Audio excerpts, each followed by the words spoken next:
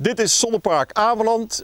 U ziet het, 23.000 panelen die op een terrein staan van ongeveer 10 hectare. Dat is bijna 20 voetbalvelden. De zon begint door te komen. Kijk even wat ze nu produceren.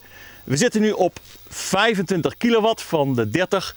Dus dan leveren eigenlijk al zo'n 80% van het maximaal vermogen bij dit bewolkte weer. Dit zonnepark kent alle inwoners van het Ameland voorzien van elektriciteit. Dat binnen 100 huishoudens. Alleen Simmerdijs is er net genoeg. Er zijn natuurlijk dan heel veel toeristen gelukkig op het eiland. En dan komt er nog steeds stroom van de vaste wal. Het zonnepark draait voortendadelijk heel goed. Zo goed zelfs dat er op dagen maar in protestzinnen elektriciteit naar de verste wal gaat. Dat is ongeveer, wat we nu gezien hebben, kan het ongeveer 1 megawatt zijn, wat dan aan stroom wordt teruggeleverd naar de vaste wal. Dus je produceert dan hier 5 megawatt in aardig wat uren al op de dag. En dan leveren we ongeveer 1 megawatt terug aan de vaste wal.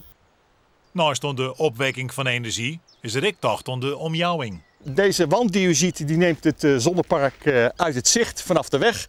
En hij is samen met natuurorganisaties zo vormgegeven dat er ook allerlei bijzondere planten zouden kunnen gaan groeien.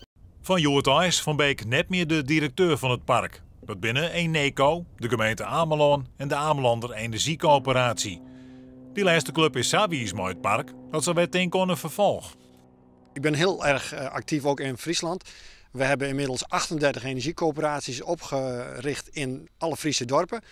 En wij proberen daar ook zonneparken te krijgen.